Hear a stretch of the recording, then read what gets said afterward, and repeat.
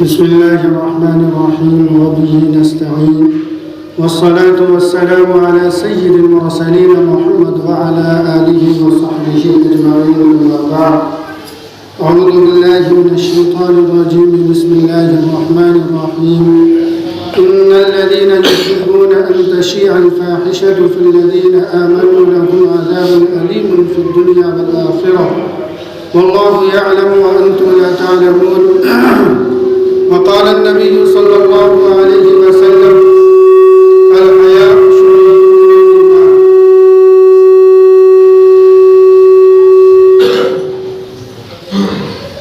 حاضرین گرامی، گزشتہ چند جمعوں سے اسلام پر عورتوں کے حقوق سے متعلق اعتراضات کا جوابات ہم سمجھنے کی کوشش کر رہے تھے۔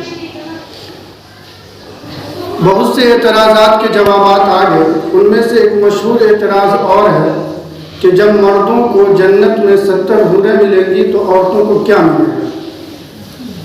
یہ جواب انشاءاللہ پھر آئندہ کبھی کسی جمعہ میں موقع ملا تو ہم اس کے جواب کو جاننے کی کوشش کریں گے اور اس کی حکمت کو قرآن و حدیث کی روشنی میں۔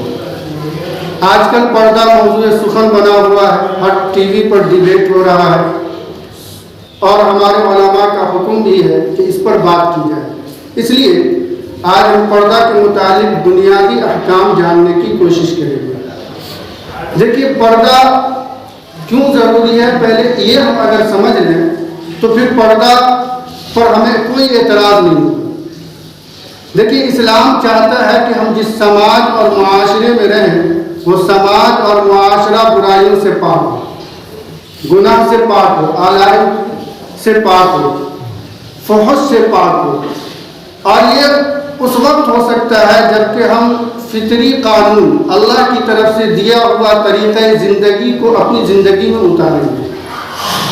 اچھا، سماج میں جب گناہ ہو تو چاہے کوئی ایک کرنے والا ہو یا 10 کرنے والا ہو، اس گناہ کا اثر پورے سماج کو ہوتا ہے۔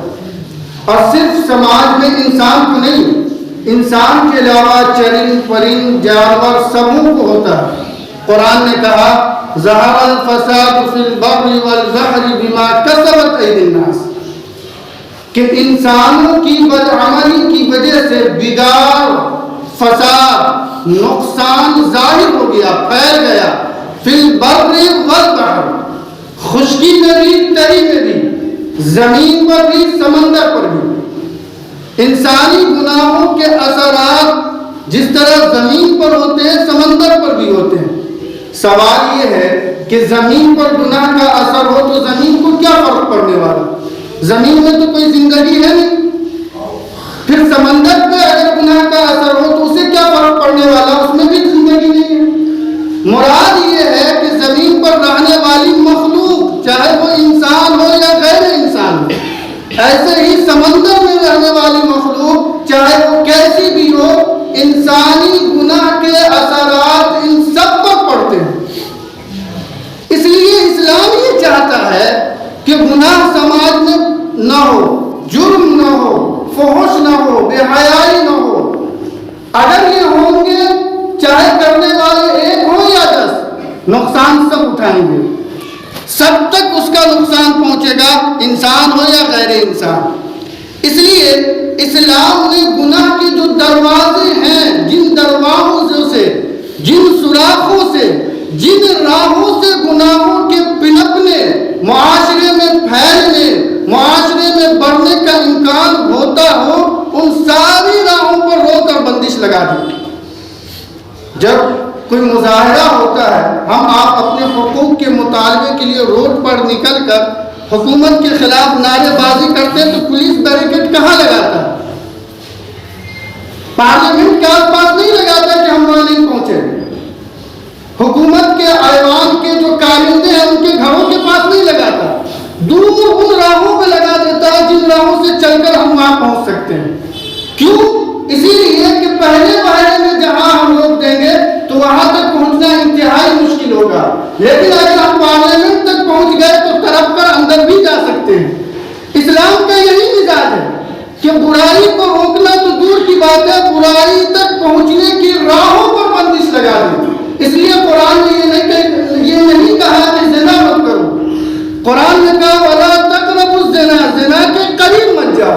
مطلب زنا تک پہنچانے والی راہوں پر بھی مت چلو۔ اس لیے یہ سمجھنے کی ضرورت ہے کہ پردہ کیوں ضروری ہے۔ پردہ اس لیے ضروری ہے تاکہ گناہ سماج میں نہ بڑھے، جرم کا ارتکاب نہ ہو۔ اچھا، ہمارے ذہنوں میں ایک خیال ہے، ایک غلط فہمی ہے۔ وہ غلط فہمی یہ ہے کہ جب لفظ پردہ بولا جاتا ہے تو ہمارا تصور اور ذہن فوراً عورت کی طرف منتقل ہوتا ہے اور ہم یہ سمجھتے ہیں کہ یہ پردہ عورت کا حق ہے، عورت کو کرنا چاہیے، نہ کرنے پر برائی پھیلے گی۔ یہ غلط فہمی ہے۔ پردہ جتنا عورت کے لیے ضروری ہے اتنا مرد کے لیے ضروری ہے۔ پردہ میں جن چیزوں کا حکم قرآن نے عورت کو دیا انہی چیزوں کا حکم مرد کو بھی دیا۔ قرآن نے کہا نگاہ نیچی رکھو، تو جتنا عورت کو کہا اتنا مرد کو بھی کہا، بلکہ مرد کو پہلے کہا۔ اس لیے یہ غلط فہمی نہ پائیے ذہن میں کہ پردہ صرف عورت کے لیے ضروری ہے، آپ کے لیے بھی ضروری ہے، اور آپ کے لیے پہلے ضروری ہے۔ آپ کریں گے آپ کے گھر کی عورتیں کریں گی، آپ نہیں کریں گے آپ کے گھر کی عورتیں پردہ نہیں کریں گی۔ اس لیے یہ غلط فہمی نکال دیجیے۔ لہذا پردے کے اسباب کو اگر ہم غور کریں تو ان اسباب میں سب سے بڑا سبب یہ ہے کہ برائی نہ پنپے۔ برائی جن راہوں سے آتی ہے ان میں ایک راہ ہے بے حیائی، بے شرمی۔ اللہ کے نبی علیہ السلام نے اس لیے مومن کو حیا پر تاکید کی۔ اللہ کے نبی علیہ السلام نے حدیث میں فرمایا کہ ایمان کا اعلیٰ درجہ یہ ہے کہ لا الہ الا اللہ پڑھا جائے، کلمہ پڑھا جائے۔ ادنا درجہ یہ ہے کہ راہوں سے تکلیف دہ چیز ہٹا دی جائے۔ اور پھر آپ نے فرمایا الحیاء شعبۃ من الایمان، کہ ان 70 سے زائد ایمان کے جو شعبے ہیں اعلیٰ اور ادنا کے بیچ میں، ان میں سے ایک بڑا شعبہ حیا ہے۔ سوچنے کی بات یہ ہے کہ اللہ کے نبی علیہ السلام نے 70 سے زائد ایمان کے شعبے بتلائے، اعلیٰ درجہ بتا دیا، ادنا درجہ بتا دیا۔ اب یہ جو 70 سے زائد شعبوں میں سے 2 درجے بتانے کے بعد سارے درجوں کو چھوڑ کر صرف حیا کو بیان کیا اور فرمایا الحیاء شعبۃ من الایمان، کہ حیا ایمان کا شعبہ ہے۔ ظاہر ہے کہ معلوم یہ ہوا کہ ان 70 سے زائد ایمان کے جتنے شعبے ہیں ان میں سب سے اہم شعبہ ان 2 کے بعد ایمان ہے، یہ حیا ہے۔ اگر اس کے علاوہ کوئی اور شے اہم ہوتی تو اللہ کے نبی علیہ السلام اس کو بیان کرتے، بطور خاص اسپیشل حیا کو بیان نہ فرماتے، لیکن آپ نے حیا کو بیان فرمایا۔ اس لیے ایک انصاری صحابی اپنے ایک بھائی سے کہہ رہا تھا کہ بھائی شرماؤ مت۔ کسی مسئلے پر گفتگو ہو رہی تھی اور سامنے والا بھائی شرما رہا تھا۔ حضور کا گزر ہوا، حضور کے کانوں میں اس بھائی کی آواز پڑی کہ وہ بھائی کو کہہ رہا بھائی حیا مت کرو۔ اللہ کے نبی علیہ السلام نے فوراً تنبیہ فرمایا فَإِنَّ الْحَيَاءَ مِنَ الْإِيمَانِ، تم کیا کہہ رہے ہو بھائی کو کہ حیا نہ کرے؟ حیا تو ایمان کا حصہ ہے، حیا ضروری ہے۔ آدمی جب بے حیا ہو جائے، بے شرم ہو جائے تو پھر اس سے کیا ہو جائے کوئی تصور نہیں کیا سا رکھ سکتا۔ اس لیے ایک دوسری حدیث میں اللہ کے نبی علیہ السلام نے ارشاد فرمایا اذا لم تستحی فافعل ما شئت، جب تم بے حیا ہو جاؤ تو جو چاہے کرو، کوئی پرواہ نہیں۔ اس لیے بے حیائی بہت بری چیز ہے اور حیا بہت اہم چیز ہے۔ حیا کو فروغ دینے والی چیزیں اہم ہیں، حیا کو پر لانے والی چیزیں اہم ہیں۔ اس لیے حیا میں سے پردہ داخل ہے، اور بے حیائی کو فروغ دینی جانے والی جتنی بھی چیزیں ہیں، جتنی راہیں ہیں، وہ سب کے سب حرام ہیں اور اللہ اور اس کے رسول کی نظر میں انتہائی مقبوض ہے۔ اچھا، اسلام نے جو گناہوں پہ بندش لگائی صرف کہا نہیں، اسلام نے عملاً اس کا نمونہ پیش کیا۔ حضرت عمر فاروق رضی اللہ تعالیٰ عنہ کے زمانے خلافت میں ایک جوان عورت، اکیلی خوبصورت عورت، مال و دولت لے کر یمن سے چلی اور مدینہ پہنچ گئی۔ حضرت عمر فاروق کو معلوم ہوا کہ یمن سے ایک جوان عورت اکیلی آئی ہے۔ آپ فوراً اسے بلایا اور پوچھا تم اکیلی سفر کیوں کی؟ اس نے عذر پیش کی۔ حضرت عمر فاروق نے عذر قبول کر لی۔ پھر پوچھا یہ بتاؤ جب تم یمن سے یہاں آئے راستے میں تم نے رکا ہوگا, قیام کی ہوگی, لوگوں سے ملی ہوگی, تم نے کیسا پایا؟ ذرا غور کیجئے گا, وہ بھی ایک اسلامی معاشرہ تھا, وہ بھی ایک ہمارے ہی ماننے والے آباء و اجداد تھے, ہمارے ہی طرح اسلام کے ماننے والے ہمارے آباء و اجداد تھے. آج ہم بھی ہیں, کیا ہمارے معاشرے کی مائیں بہنیں ہم سے محفوظ ہیں؟ ذرا تصور کیجئے گا. اس جوان عورت نے کہا کہ پیغمبر اے امیر المؤمنین, میں جب یمن سے چلی اور مدینہ آئی, کئی منزلوں پر قیام کیا, کئی ہوٹلوں میں کھانا کھایا, کئی جگہ سر راہ رکی بھی, لیکن ہم نے ہر مومن کو ایسا پایا جیسا ایک بھائی اور بہن کا معاملہ ہوتا ہے. اور آج ہماری نگاہیں چیل کبوں کی طرح ہر عورت پہ پڑتی ہے بے حیائی کے ساتھ. کیا آج ہمارے معاشرے اور محلے میں ہماری بہنیں ہم سے محفوظ ہیں؟ ہر نوجوان اپنی گریبان میں جھانکے, ہے ایسا؟ نہیں ہے. یہ ہمارے ایک آباء و اجداد سے جن کا واقعہ آپ نے سنا, اور ایک ہم ہیں جن سے ہماری مائیں بہنیں محفوظ ہیں. الغرض میں یہ بتانا چاہتا ہوں کہ اسلام نے صرف دعویٰ نہیں کیا, عمل کر کے نمونہ پیش کیا کہ اسلام نے لوگوں میں حیا اتنی بھر دی تھی کہ کوئی بھی اسلام کا ماننے والا بے حیائی کی جرات نہیں کر سکتا تھا. اس لیے قرآن نے بے حیائی کے بارے میں سخت وعید فرمائی. اللہ تعالیٰ ارشاد فرماتا ہے ان الذین یحبون ان تشیع الفاحشہ, جو لوگ مومنوں میں فحش پھیلانا چاہتے ہیں, بے حیائی کو رواج دینا چاہتے ہیں, بے حیائی تک پہنچانے والے کاموں کو رواج دینا چاہتے ہیں, وہ یاد رکھے لہم عذاب فی الدنیا والآخرہ, کہ اس کے لیے سخت عذاب ہے, عذاب علیم, دردناک عذاب ہے دنیا میں بھی اور آخرت میں بھی. اور یہ عذاب آج ہم جھیل رہے ہیں.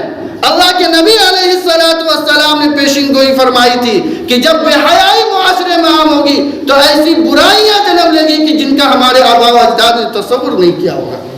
یہ عذاب ہی نہیں تو اور کیا. ہم ایمان پر آزادی سے چل نہیں سکتے, ہم اپنی مرضی سے کھا نہیں سکتے, ہم اپنی مرضی سے حفاظت کے ساتھ سفر نہیں کر سکتے. ظالم و جابر حکمراں ہم پر مسلط ہے, مال ہمارا ہے, بینک میں ہم نے پیسہ رکھا, ہم اپنی مرضی سے خرچ نہیں کر سکتے. یہ کیا ہے؟ عذاب ہے.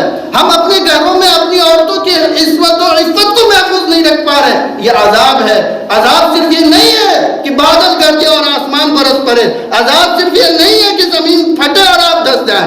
عذاب یہ بھی ہے کہ ساری سہولتیں آپ کو موجود ہو, مال بھی ہے, دولت بھی ہے, فراوانی بھی ہے, لیکن سکون میسر نہیں ہے. یہ عذاب الہی ہے, اور یہ عذاب الہی اسی بے حیائی کا نتیجہ ہے جس کو آج ہم بھگت رہے ہیں. اس لیے قرآن نے کہا ایسے لوگ جو مسلم معاشرے میں بے حیائی کو فروغ دیتے ہیں, وہ کان کھول کر سن لے, لہم عذاب علیم فی الدنیا والآخرہ. آج ہم اپنے معاشرے کا جائزہ لیں, اپنے طور پر ہم خود جائزہ لیں. کیا ہم بے حیائی کو فروغ نہیں دے رہے؟ دیندار ہو غیر دیندار ہو, تبلیغی ہو غیر تبلیغی ہو, عالم ہو غیر عالم ہو, صوفی ہو غیر صوفی ہو, شادی بیاہ میں ہماری کتنی بے حیائی ہے. کیا نوجوان, کیا بوڑھے, سب مرد عورت خلط ملط پارٹیاں کرتے ہیں, نام کا دونوں کا بیٹھک الگ بناتے ہیں, اور پھر بھی کھانے کے بعد عورتوں میں جا کے بیٹھ کر گپاشٹنگ کرتے ہیں. عورتیں کپڑا کے نام پہ بے حیائی کی ساری حدیں پار کر چکی ہیں. اور ہمارے یہاں ایک تصور یہ ہے کہ شادی کے بعد ہم بچیوں کو برقع اڑاتے ہیں, شادی سے پہلے 20 سال کی ہو گئے برقع نہیں. اور جب وہ پارٹی میں جاتی ہیں اس ڈھنگ سے جاتی ہیں, ایسے لباس پہن کے جاتی ہیں کہ ہماری آنکھیں شرم سے جھک جاتی ہیں, لیکن ان پر کوئی فرق نہیں پڑتا. اس بے حیائی کو فروغ کون دے رہا ہے؟ ہم آپ دے رہے ہیں. اور جب انہیں ٹوکا جائے, کہا جائے تو سنتی نہیں ہے. کیوں سنے گی؟ آپ نے کتنا پردہ کیا؟ کیا آپ اپنی نگاہوں کو گناہ سے بچایا؟ یاد رکھیے, یہ نگاہ شیطان کا سب سے بڑا تیر ہے. اس لیے قرآن نے پردے کے اسباب میں سے پہلا پردہ کا قل للمؤمنین یغضوا من ابصارہم, مومن کو کہیں اپنی نگاہیں نیچی رکھیں. مومن جوان ہو, بوڑھا ہو, بچہ ہو, سب کے لیے ضروری ہے. ہمارے بوڑھے بھی یہ سمجھتے ہیں کہ اب تو ہم بوڑھے ہو گئے, پردہ کی ضرورت نہیں. اور ہماری بوڑھے عورتیں بھی یہ سمجھتی ہیں. غلط ہے. مومن میں سب داخل ہے, سب کو نگاہ نیچی رکھنی ہوگی. آپ 90 سال خواہش آدمی پھر بھی نگاہ نیچی رکھنی ہوگی. عورت 90 سال کی ہو گئی, کوئی خواہش نہیں ہے, کوئی جذبات نہیں ہے, پھر بھی نگاہ نیچی رکھنی ہوگی. الغرض بے حیائی کے ہر اس راستے کو جو ہم اپنے سماج میں رواج دے رہے ہیں, اگر اس کی وجہ سے ہمارے سماج میں بے حیائی پھیل رہی ہے تو ہم سب مجرم ہیں, اور ہمیں از حد ضروری ہے, بہت جلدی اس بات کی ضرورت ہے کہ ہم اس کی بندش لگائیں. یہ جو ہم مکس گیدرنگ پارٹی کرتے ہیں اور اس میں جو بے حیائی کے نمونے دیکھنے کو ملتا ہے, شرم سے سر جھک جاتا ہے. آپ یقین مانیے, ہمیں کوئی دعوت ملتی ہے تو میں کوشش کرتا ہوں کہ میں کسی دعوت میں نہ جاؤں. کتنا ہم بچیں گے, بہت کوشش کرتا ہوں نگاہ نیچی رکھوں, لیکن نہیں ہو پاتا. یاد رکھیے, اللہ کے نبی علیہ السلام نے فرمایا رب کاسیات عاریات مائلات, کہ ایسی عورتیں جو ایسا لباس پہنے جو پہن کر بھی ننگی ہو, وہ لوگوں کو اپنی طرف کھینچ رہی ہو اور لوگ اس کی طرف کھینچ رہے ہو. یاد رکھے وہ اللہ کی نظر کرم سے محروم ہوں گے کل قیامت کے دن میدان حشر میں. اور اس لباس کے پہنانے والے وہ والدین بھی مجرم ہوں گے, وہ گھر بھی مجرم ہوگا جنہوں نے ان کو اس کی اجازت دی ہوگی. فقہا نے لکھا لباس کے 3 درجے ہیں. ایک درجہ تو یہ ہے کہ آدمی ایسا لباس پہنے جس سے بعض عضو کھلا رہ جائے, گردن کھلے ہیں, بازو کھلے ہیں, سر کھلا ہے, پنڈلی کھلی ہے, یہ بھی حرام ہے. لباس پورا ہے, سب ڈھکا ہوا ہے, اتنا ٹائٹ ہے کہ انسان کا ساخت ظاہر ہو رہا ہے, کون اعضا کہاں ہے سمجھ میں آ رہا, یہ بھی حرام ہے. یا اتنا باریک پہنا جائے, ہے بہت ڈھیل, کچھ ظاہر نہیں ہو رہا, پورا ڈھکا ہوا ہے, لیکن اتنا باریک ہے پھر بھی جسم دکھ رہا ہے, یہ بھی حرام ہے. آج ہمارے یہاں یہی 3 طریقے کے لباس پہنے جاتے ہیں. آپ غور کر لیں, یہ تینوں طریقے کے لباس حرام ہے, بے حیائی کے اسباب میں ہے. لہذا جو لوگ ایسا لباس پہنتے ہیں, پہناتے ہیں یا اس پر بندش نہیں لگاتے ہیں, سب بے حیائی کو فروغ دینے والے افراد میں شامل ہوں گے. اگرچہ آپ بظاہر نماز روزہ زکوٰۃ کر رہے ہوں گے, لیکن یہ کافی نہیں ہے, یہ اس سے زیادہ ضروری ہے. ایمان کا فائدہ, نیکی کا فائدہ اسی وقت ملے گا جبکہ آپ برائیوں پہ بندش لگائیں. ڈاکٹر کے پاس آپ جاتے ہیں, دوا دیتا ہے, دوا سے زیادہ پرہیز بتاتا ہے. ہمارے یہاں نیکی کرنے کا جذبہ بہت ہے, الحمدللہ بہت کرتے ہیں ہم نیکی, لیکن برائی سے بچنے کا جذبہ 0 ہے. کیا نیک لوگ, کیا برے لوگ, کیا داڑھی والے, کیا بے داڑھی والے, آپ سب کی پارٹیاں دیکھ لیجئے, کوئی نہیں کہہ سکتا کہ ہماری پارٹی حرام سے پاک ہے. اس لیے بے حیائی کو فروغ دینا اسلامی معاشرے میں اللہ کے رسول علیہ السلام نے اور اللہ نے سخت وعید نازل کی ہے.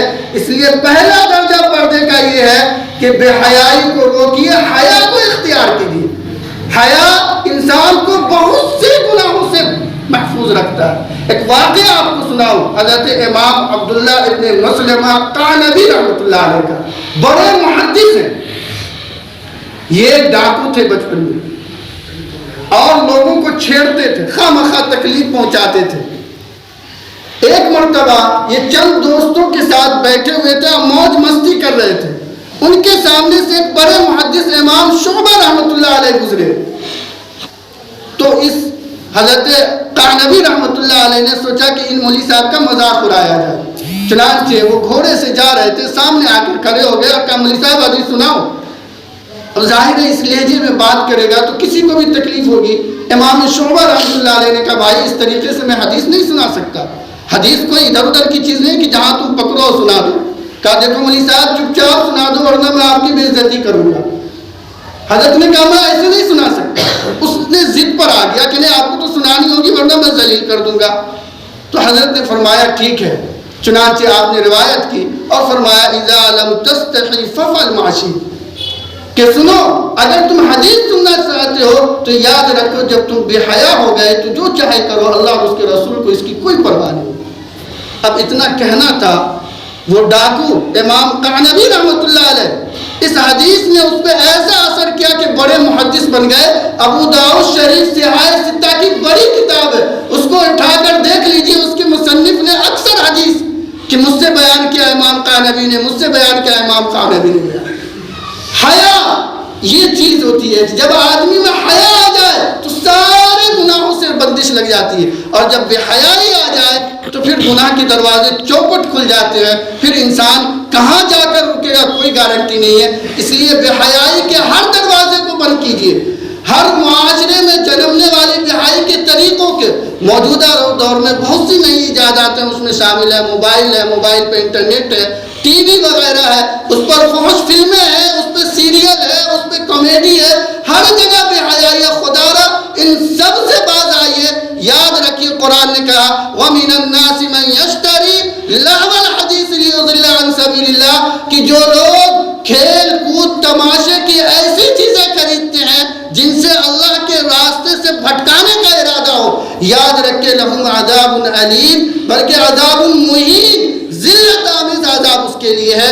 آپ ان بے حیائی کو فروغ دینے والی اشیاء کو نہ اپنے گھر میں جگہ دیں، بالفرض آپ نے رکھ ہی لیا ہے تو اس پہ پردے ٹانگ دیں۔ اس طرح کی کامیڈی یا اس طرح کی سیریل یہ سب بے حیائی کو فروغ دے رہے ہیں، اور ہمارے گھر کی بچیاں اور عورتیں جو لباس ایسا پہن رہی ہے اسی کی دین ہے۔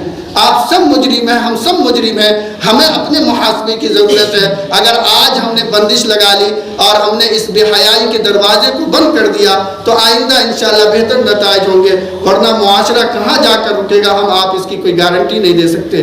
اللہ سے دعا ہے کہ اللہ ہمیں نیک عمل کی توفیق عطا فرمائے۔ وآخر دعوانا